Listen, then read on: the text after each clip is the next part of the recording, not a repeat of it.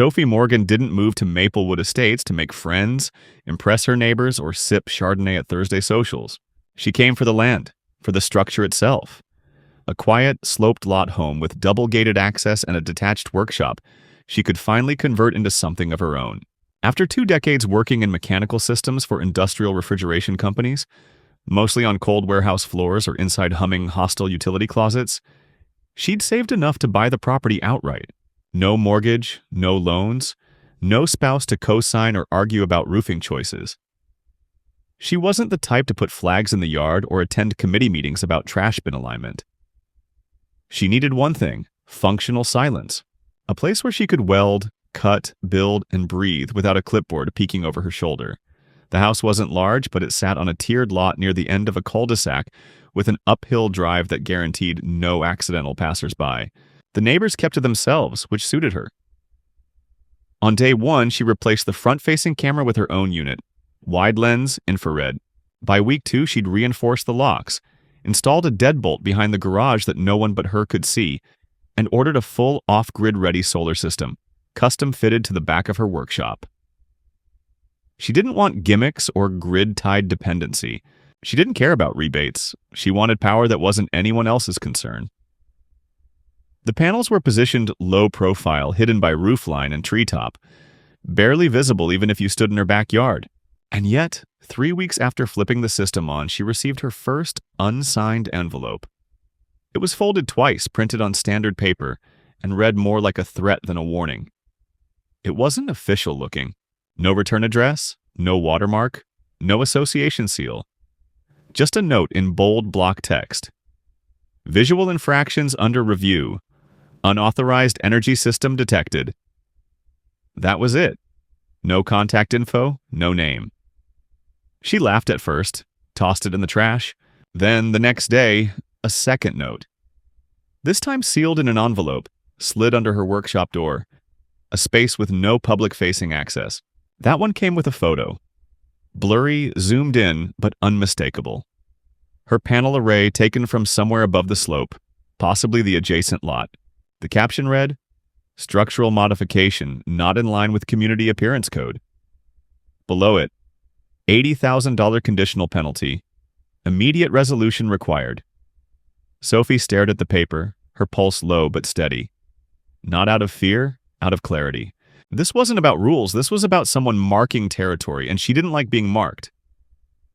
She double-checked everything. Her permits, filed, electrical inspection, passed and certified. She'd had the system installed by a licensed contractor with 15 years in the business, and the city inspector had signed off personally. The panels were not visible from any public street. There was no clause in her deed restricting solar installation, and the local building code explicitly allowed for private systems on detached structures. She wasn't just compliant, she was ahead of the curve. So who the hell thought they had the right to fine her? She contacted the local management office listed on the subdivision website. The number rang twice before rerouting to voicemail. She left a message, then sent 2 follow-up emails. The first bounced. The second auto-replied with a vague statement. All architectural concerns must be reviewed via formal board procedure. She clicked through the online portal to find the relevant forms. Half the links were dead. The complaint form required an access code she didn't have. The appointment calendar redirected her to a login she'd never created. When she drove to the office building listed in the welcome packet she'd received on move-in day, she found it locked. Not closed, locked. The lights were off. A yellowing sign on the door read, "Office hours suspended. Communications must occur via board process." She stood there for a few minutes, hand still on the doorknob, not moving. It wasn't confusion she felt. It was assessment. A familiar cold logic she'd honed over years of diagnosing systems by sound, vibration, and malfunction. She knew sabotage when she saw it. And this was just bureaucratic sabotage wrapped in homeowners' language. Later that week, a uniformed courier delivered a registered letter. No knock. Just a slip in her mailbox. Signature waived per community authorization. Inside was the formal notice, now on letterhead stamped and signed, citing her for violation of aesthetic standards, with an itemized penalty totaling $79,780. It listed the infraction as unauthorized energy infrastructure, incompatible with unified property appearance. There were no photos attached, no inspection record, just language so vague it could apply to a flower pot. The letter said she had 10 days to respond or legal action would begin. She called her lawyer the same day. Her attorney, Angela Ridge, was sharp, grounded, and exactly the kind of woman Sophie respected. No makeup, no small talk, just hard analysis and direct communication. Angela read the letter and raised one eyebrow.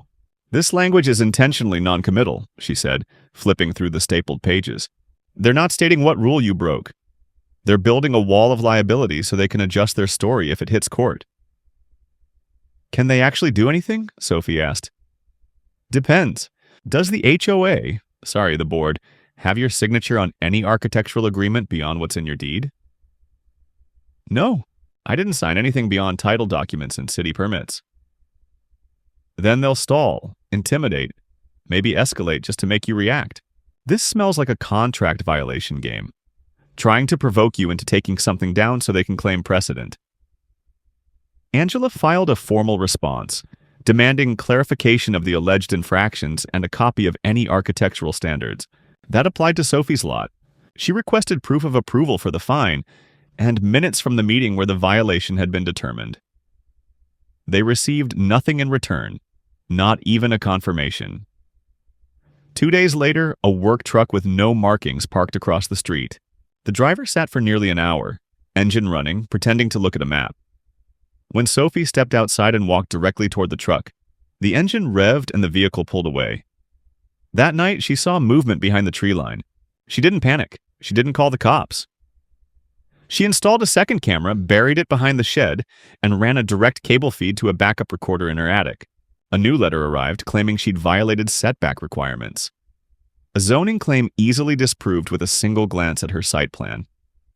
Then another, misuse of accessory structures. Then one about energy distribution overlap. A phrase that didn't legally mean anything but sounded ominous enough for someone unfamiliar with utilities. Sophie wasn't unfamiliar. She pulled out the property's original electrical plans. Old utility lines ran from the main street grid, but one auxiliary route looped around her workshop. According to the map, that line didn't power her home. It powered the subdivision's clubhouse. It passed underground, right beneath the far edge of her garage foundation. A design left over from before the lots were split. The entire community hub, lights, gym, vents, security cameras, was partially fed through a feed running across her deeded property. And she had the right to disconnect it, but she didn't act. Not yet. She needed one more verification. And when she got it, she'd make her move. Not out of spite, not out of vengeance, but because sometimes the only way to deal with a system that won't listen is to remind it what happens when you cut the power. The morning Sophie received the cease and desist notice, the neighborhood was unnervingly quiet. There was no construction echoing from the hill, no power tools from the usual weekend hobbyists, no passing joggers with overly friendly dogs. The sun hung low behind a smear of gray clouds, casting a kind of premonitory dullness over everything. And the envelope wedged under her front door bore the exact kind of legal weight designed to ruin a week before it even began. She recognized the courier's initials and the printed signature at the bottom. Not an actual person, but a service used often in corporate eviction disputes and asset seizures. The irony wasn't lost on her. They were coming for something she built legally on her land, with her money, and they were doing it under the pretense of visual cohesion. The language was different this time. No ambiguous phrasing. This was a formal directive. She was ordered to disable her solar system immediately or face litigation for property devaluation, non-conforming development, and interference with community utilities. The amount demanded was absurd, $79,000 in change in projected losses to the neighborhood infrastructure fund, plus legal fees. More concerning was the line near the end. Non-compliance will result in physical remedy executed by appointed representatives. That wasn't just a legal term, that was a threat of sanctioned trespass. They were warning her they'd come and dismantle her system, legally or not, if she didn't do it herself. Angela was the first person Sophie called. The lawyer didn't speak until she read through the document twice. Then she exhaled, slow and annoyed, and asked just one question. "Do you have exterior cameras running on loop?" Sophie answered yes. "Good," Angela said, "because we're now entering something closer to intimidation territory. I'll file a preemptive injunction request, but until a judge signs off, this is still technically just a notification. A hard shove, but not yet a blow." That didn't last long. Within 48 hours of that letter, Sophie returned home from a brief supply run to find her garage gate ajar and two men in plain gray jumpsuits walking along the back path behind her house. They were wearing plastic ID badges, but they never identified themselves. One of them was speaking into a walkie, the other scanning the side wall of her workshop with a thermal reader. Sophie didn't raise her voice. She didn't have to. Her dogs had already seen them.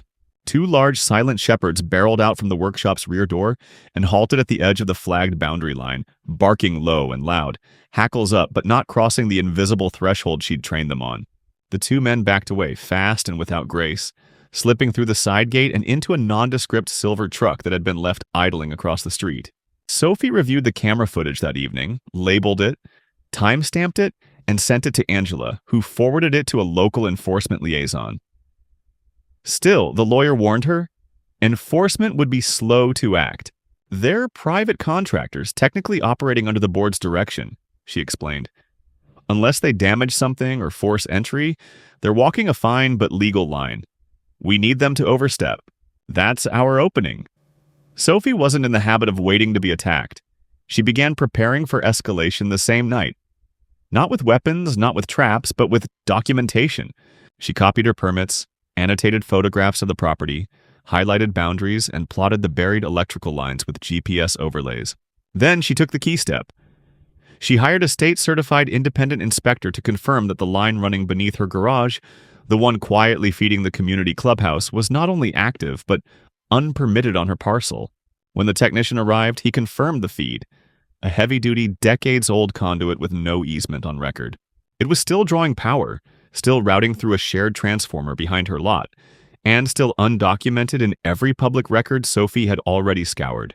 It was a live wire with no paper trail. Angela, upon hearing the result, immediately filed a secondary claim. Intentional misrepresentation of infrastructure liability. It was enough to justify a counter notice. A formal demand that the community management group provide records proving a legal right to draw power across Sophie's property. They didn't respond, and within 3 days the escalation became physical. She came home late one evening to find the workshop's outer conduit box damaged. A clean, deliberate wedge mark across the access panel, just deep enough to suggest tampering. Not theft. Not vandalism. A warning. Someone had used a crowbar to test the casing, to see how well it was secured. Sophie didn't call the police. She called her electrician, a man named Miguel who'd worked on her panel install and knew the system like his own. He came out at 11 p.m., without hesitation. When he saw the mark, he didn't ask questions. He opened his toolkit, replaced the casing with a reinforced steel box, installed a tamper alarm, and looked Sophie in the eye. If they touch this again, it won't be quiet. The next morning, the management office issued a public bulletin through their mailing list. A subtle but clearly worded accusation that an unapproved electrical configuration on Lot 17 was threatening the community power grid.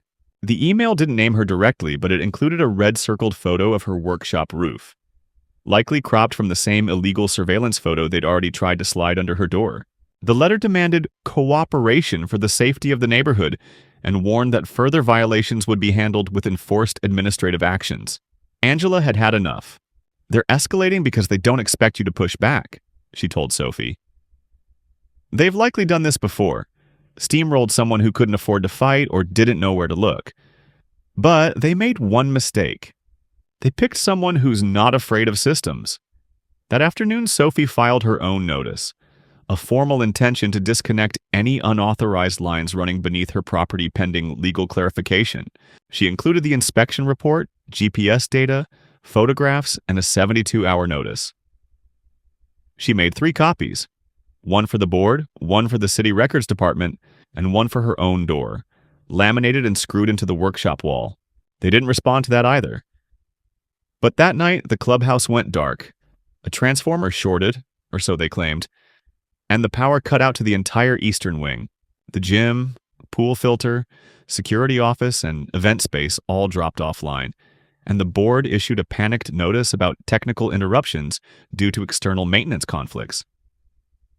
Sophie didn't smile. She didn't cheer, but she slept better that night than she had in weeks. She knew what was coming next, and she was ready for it. By the time the eastern side of the clubhouse had gone dark for the third consecutive day, Sophie no longer needed to speculate whether the board was going to escalate. It was now a matter of when and how, not if.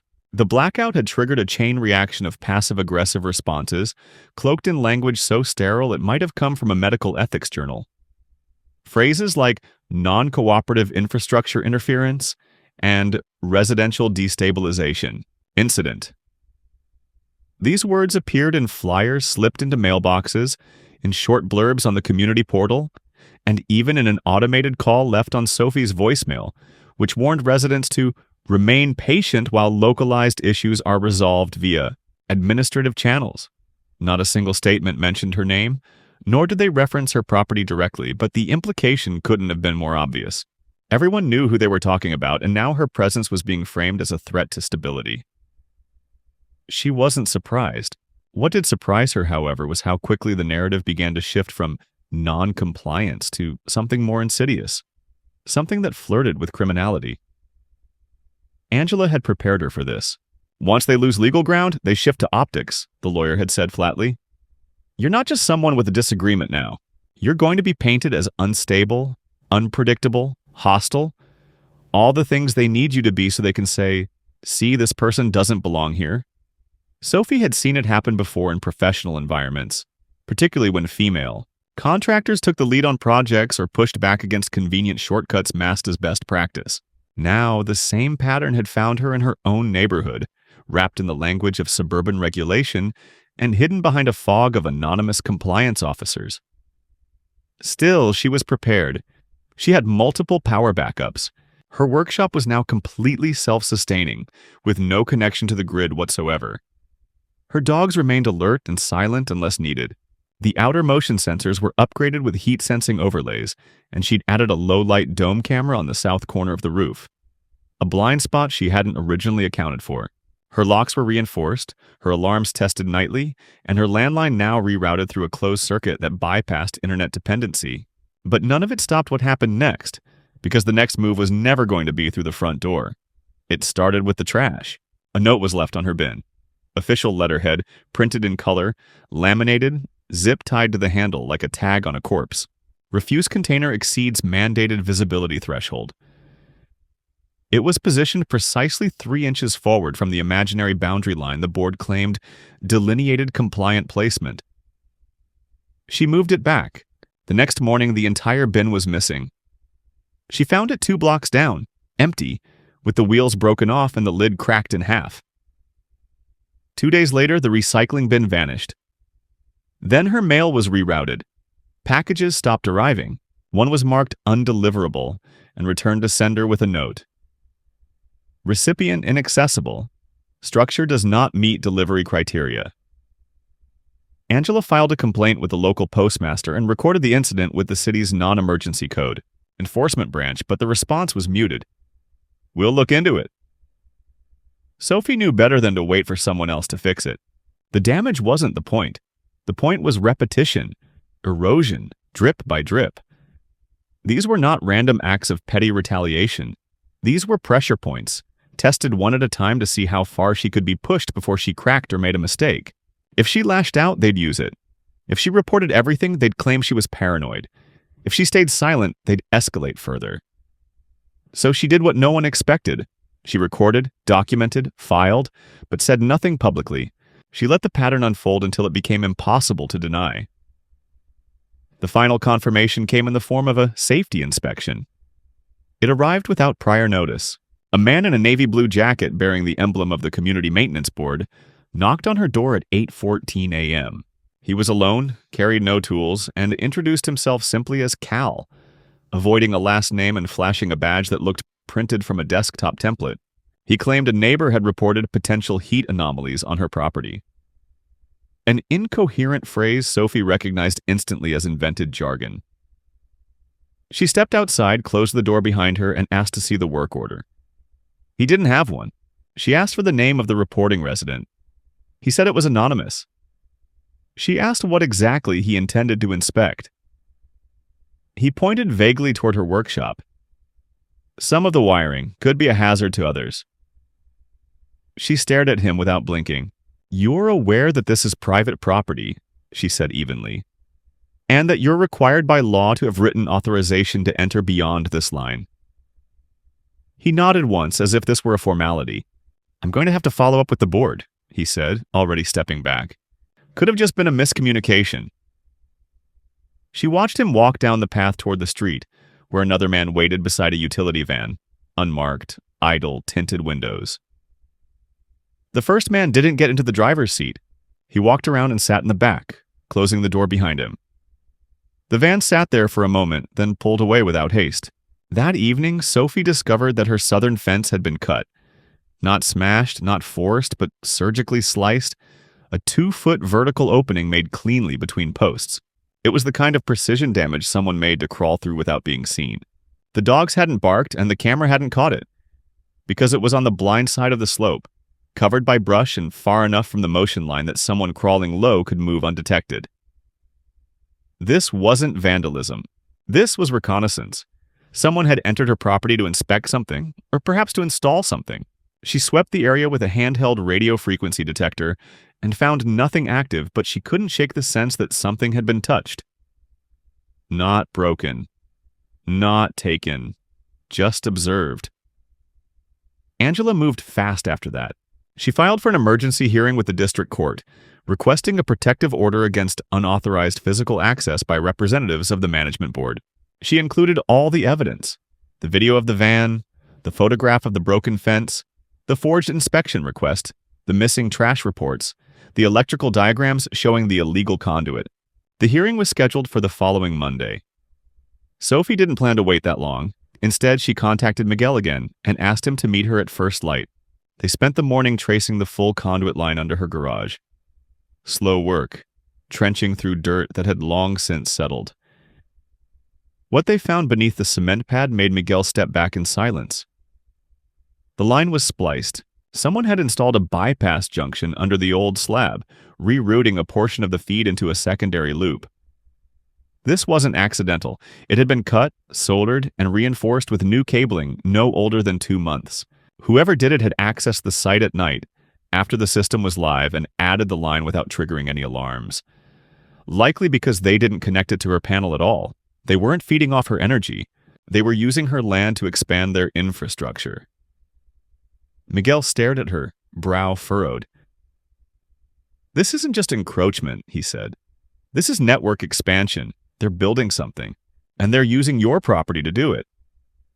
That night, Sophie began drafting a formal disconnect order. This one wouldn't be a warning, it would be an execution. She printed it in triplicate, stamped it, and left one copy on her own front door. The other 2 she handed to Angela, who promised to file it as part of the hearing packet the following morning. The message was clear. No more notices. No more patience. No more lines drawn across her land that didn't belong. The court hearing wasn't dramatic. It wasn't even verbal. Sophie sat silently in the gallery, hands folded, as Angela submitted the bundle of documentation to the judge.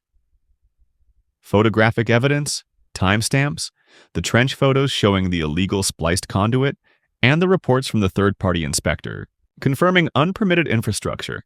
The judge, a man who barely blinked throughout the review, ruled in their favor without fanfare, issuing a preliminary injunction that prohibited any physical access to Sophie's property by board representatives or affiliated contractors unless accompanied by law enforcement and presented with a warrant. It was a win technically and a decisive one on paper. But Angela didn't relax. "This doesn't end it," she said bluntly as they walked out of the courthouse. "It just corners them, and people who feel cornered usually don't slow down. They escalate." Sophie already knew that. What she didn't know, and what began to crystallize in her mind the following week, was just how much deeper the infrastructure issue went. The unauthorized line beneath her garage wasn't just a power feed to the clubhouse. It was part of a larger expansion project the board hadn't disclosed to any of the residents. The clues were there, subtle but undeniable. New conduit markers painted discreetly on sidewalks several blocks away, recent landscaping near the clubhouse that corresponded with transformer locations, and permit applications, buried in city, planning logs, requesting community microgrid enhancement under the name of a shell management firm tied to the board treasurer. Sophie dug deeper, not by sleuthing herself, but by forwarding the technical anomalies to a journalist she knew from a regional paper. Someone who specialized in infrastructure corruption and utilities overreach. Within 48 hours, the journalist confirmed her suspicion. The board had quietly applied for a secondary energy grant, one that would require installation of a central smart grid with inter-property transmission nodes, and they were using undeclared easements across private lots to make it happen. Sophie's property, isolated and low visibility, had been the perfect testing ground. She had become the obstacle because she wasn't supposed to notice. Or if she did, she was expected to comply. Instead, she had forced a pause. The smart grid couldn't go live without that link, and now the project stalled. No wonder they'd been so aggressive. The whole system was riding on her silence. Angela's tone sharpened once the full picture came together. This isn't about a fine anymore, it's liability. They can't let it go to court because discovery would unearth every undocumented connection they've made, not just yours. If it becomes public that they ran active power lines across private property without disclosure, the lawsuits would bury them. But Sophie wasn't interested in burying anyone. She didn't want money or control or leverage. She wanted them gone. Their cables, their permissions, their quiet war of attrition. She wanted the ground beneath her house clean again, not just in a technical sense, but in a psychological one. Ownership wasn't a legal term to her. It was a state of equilibrium, and it had been violated. She decided to proceed with the disconnect. Not symbolically, physically. With Miguel's help, she cut and capped the conduit at the property line. Not sloppily, not out of rage, but in accordance with state code. They traced the junction to the perimeter and installed a physical breaker that terminated the illegal line cleanly. It wasn't sabotage, it was a reclamation, surgical and lawful. Miguel documented every step and submitted the changes to the City Utility Oversight Board. Sophie hand-delivered a notification to the management office, even though it remained locked, and sent digital copies to the email addresses listed on the board's official roster, none of which responded. The clubhouse went dark again within hours, and this time, the outage rippled louder than before. Events were canceled. An anniversary party was relocated. The local security team filed a report citing inconsistent service availability due to third-party interference. But Sophie had already registered the breaker as a legally protected residential cutoff point. If they wanted to reconnect the line, they'd need a permit, a team, and her signature.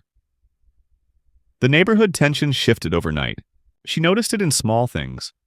The way people looked away when she walked down the street, the sudden appearance of maintenance workers who never seemed to carry tools, the empty spots at the community garden, once busy with casual gossip and now conspicuously vacant. Sophie wasn't being ostracized, she was being observed. They were waiting for her to misstep, to go too far, to give them the excuse they desperately needed to reframe her as the problem, not the victim. Then someone tried to break into her shed. They didn't get far. The lock was industrial grade, and the reinforced frame snapped the crowbar's head before it could yield. But the attempt was obvious. Sophie found the bent metal on the ground, the door scuffed, and a footprint in the mulch that didn't match her boots or Miguel's.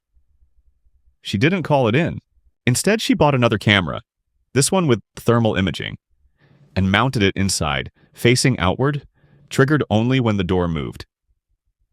The shed didn't store tools anymore. It stored evidence. Angela urged her to consider a restraining order, but Sophie declined. "Not yet," she said. "Let them keep walking forward. I want to know how deep they've gone." And that's when the knock came. Not on her front door, on her power. It was late evening when the lights in her house flickered and died. The workshop stayed lit. Solar independent, fully self-sustained, but the interior outlets dropped dead one by one. Sophie moved quickly. She checked the panel, found no fault. The grid line had been disabled externally. Someone had accessed the neighborhood transformer, the shared utility node that fed multiple houses, and severed her residential connection, cutting off everything except her custom system. It wasn't just illegal, It was dangerous. Angela was livid. "That's utility tampering. That's federal. We report that now." Sophie agreed. They filed immediately, and not just with the local enforcement office, but with the State Utility Commission and the Public Service Integrity Bureau. She submitted Miguel's installation notes, the transformer maps, her time-stamped surveillance footage, and a declaration of prior threats. Angela compiled a 28-page affidavit and submitted it under emergency review. Within 72 hours, a commission investigator contacted them. A site inspection was scheduled. Witness interviews were arranged, and that's when Sophie realized something strange. The tension in the neighborhood didn't escalate anymore. It vanished. No more notes.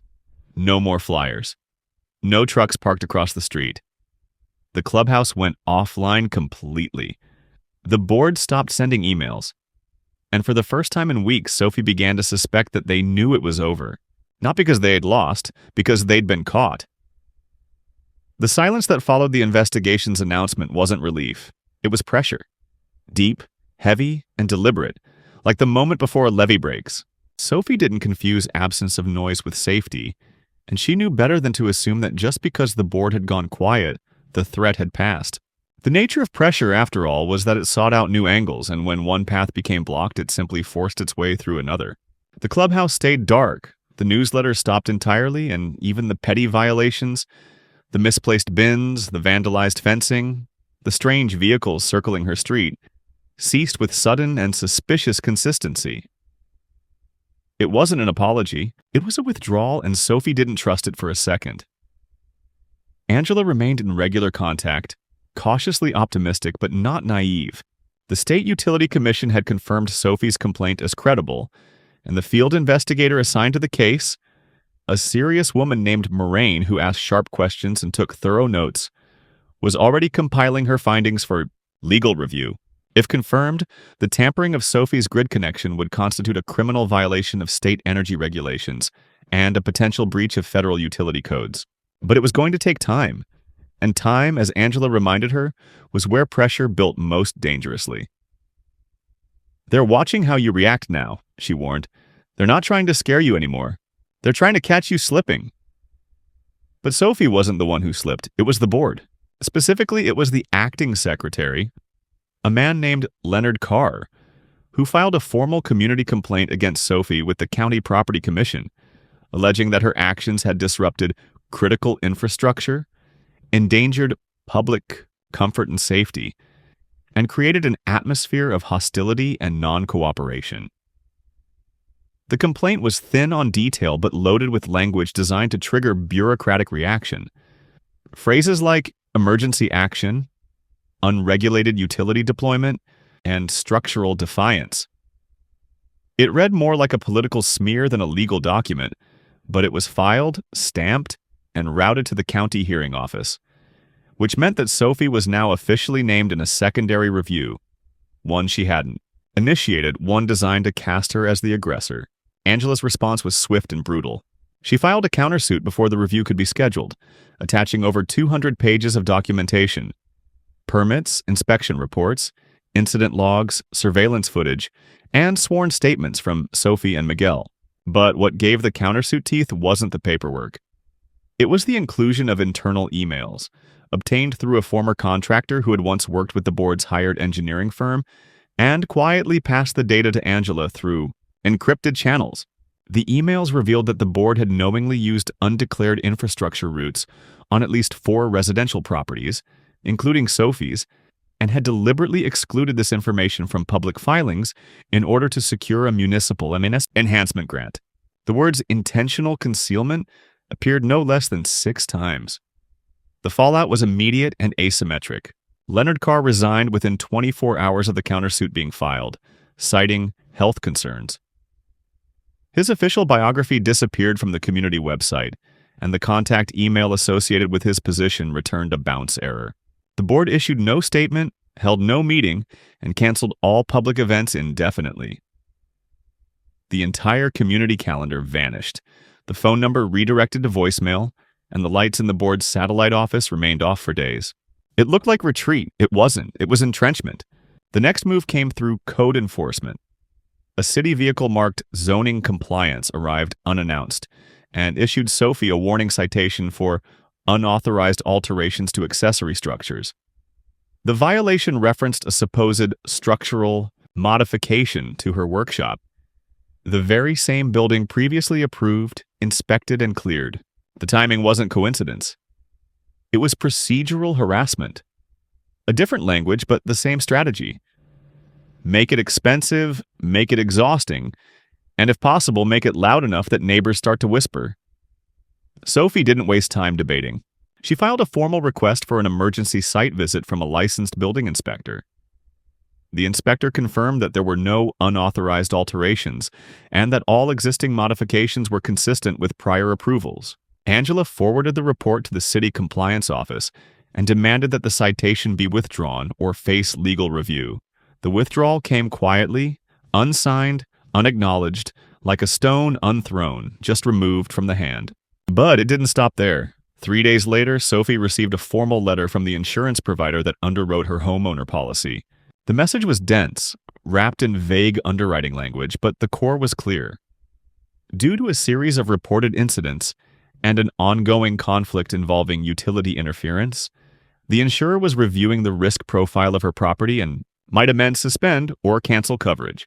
It wasn't a termination, not yet. But it was a shot across the bow, and Sophie knew exactly where it came from. Someone had contacted the insurer. Someone had reported her not as a complainant, but as a liability. That night, she called Angela and asked a simple question. If I shut it all down, would they stop? Angela didn't answer immediately. When she did, her voice was calm and sharp. If you do that, you set a precedent, not just for you. For anyone else they try this on. You'll win a quiet life, but you'll lose the ground under your feet. Sophie said nothing. She knew Angela was right, but she also knew she couldn't fight forever. So she took a third path. She invited the press, not national media, not even regional. Just a single freelance reporter, the same one who'd helped her uncover the grant scheme, and gave her access to the full documentation trail. Not to publish, to understand, to verify, to witness. It was the only warning shot she intended to fire. The reporter, a calm, deliberate woman named Lynn, spent 2 days reviewing files and walking the property. She asked precise questions. She photographed nothing. She recorded no interviews. But when she left, she gave Sophie a firm nod. They've overreached, she said. And they know it. You've already won. They're just trying to figure out how to lose quietly. But the board didn't lose quietly. They lost loudly. It began with a contractor. A local utility subcontractor working on a separate line a few blocks away slipped up and mentioned to a homeowner that they'd been instructed to avoid the hot zone near the break. The homeowner, confused, asked for clarification. The contractor shrugged and pointed towards Sophie's street. Something about a lawsuit. The zone's off limits. The story circulated quickly and sloppily until half the residents believed the board had wired illegal infrastructure through multiple properties, and the other half thought the neighborhood was being audited by federal energy regulators. Both were partially true. And then the board tried to clean it up. They issued a single memo, unsigned, no header, claiming that recent connectivity issues and confusion regarding infrastructure development had stemmed from a miscommunication between vendors and management. It was an attempt to wipe the slate. It failed. Sophie didn't gloat. She didn't even respond. But 2 days after that memo, the board formally voted to dissolve its infrastructure subcommittee, and 1 week later, a repair crew arrived, unannounced but authorized to remove the illegal conduit from beneath Sophie's property. They didn't speak to her. They didn't knock. They just worked, efficiently, quietly, and without eye contact. It took them 4 hours. When they left, the trench was filled, the feed severed at both ends, and a single flagged marker was planted near the south edge of the garage. A small yellow stake labeled Terminated Junction, Private. Sophie stood at the window for a while, watching the light shift across the now undisturbed yard. She didn't smile. But she did exhale. For the first time in weeks, she breathed without the weight of someone else's wire beneath her feet. Sophie had expected the silence after the conduit removal to feel like closure, but it didn't. It felt unfinished, like a breath held too long, suspended in anticipation of a reply that refused to come. The ground was clean. The cables were gone. The yellow stake still stood, like a gravestone marking the boundary of someone else's reach. Yet the tension hadn't fully broken because the damage they'd done wasn't only physical, it was procedural, reputational, structural, an entire infrastructure of control that had embedded itself into the soil and into the language of how things were supposed to work. They hadn't just tried to take her power. They'd tried to rewrite what counted as legal, what counted as reasonable, what counted as hers. And the quiet wasn't surrender. It was reloading. Angela was the one who broke the pattern. "They filed a motion to dismiss," she said over the phone, her voice unreadable. Sophie stopped mid-step. "Dismiss what?" "The countersuit, the whole thing. Their counsel submitted a joint motion to drop the complaint against you and asked the court to close all pending actions. No apology, no admission, just vanishing." For a moment, Sophie didn't respond. She walked to the workshop, turned the lock, and sat down on the stool where she'd filed her original permit months earlier, before any of this had started. The metal edge of the counter was cool against her arms, grounding her. "They're trying to disappear it," she said quietly. Angela agreed. "They want it off the books before the state commission's report lands. They want to say it was a neighborly misunderstanding. No harm, no foul." "But there was harm," Sophie said. "There still is."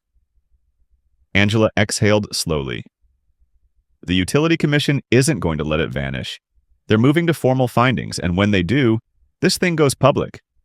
Infrastructure abuse, unauthorized grid use, bypassing disclosure requirements.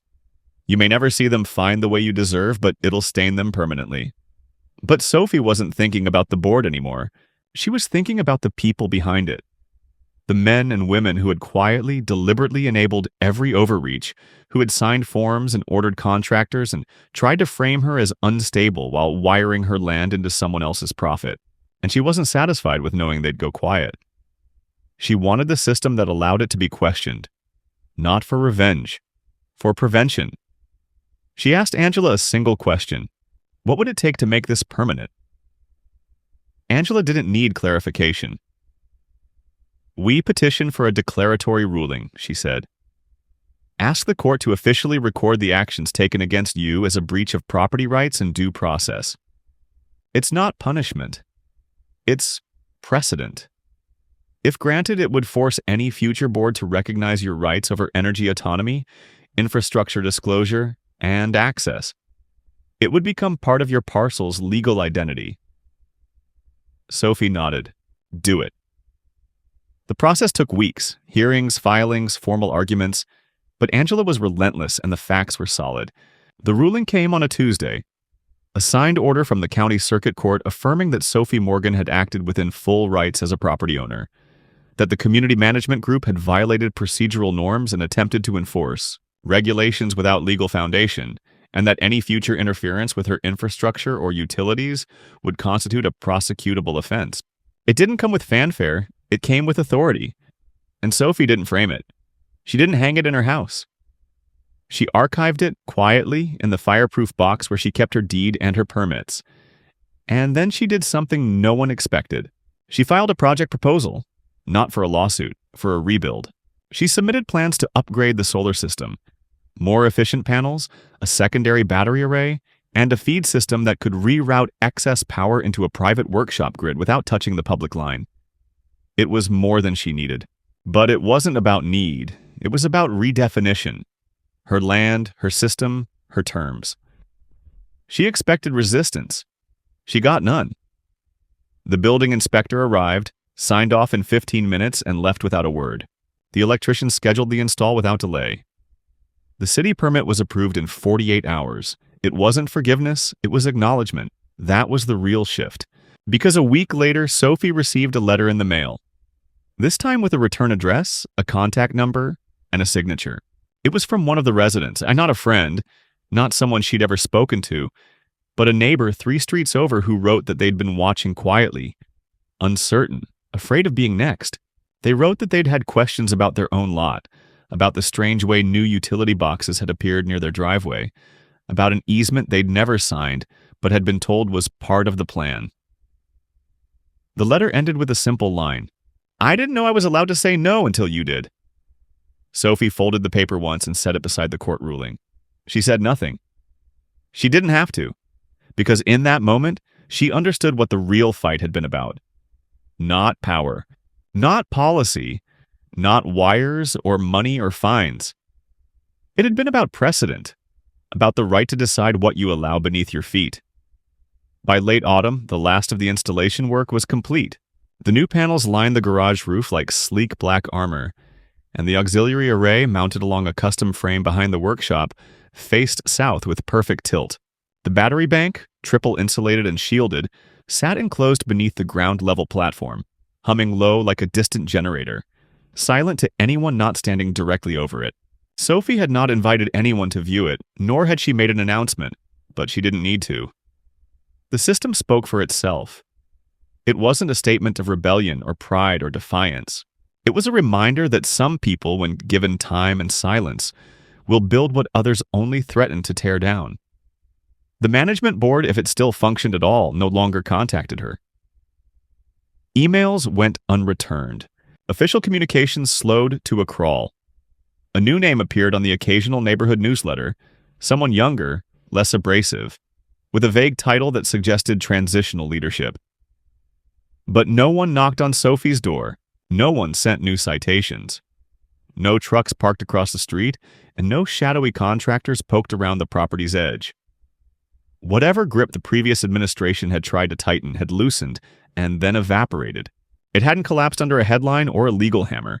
It had simply decayed under the pressure of its own failure, exposed by its inability to outlast someone who refused to yield. Sophie resumed her routine slowly.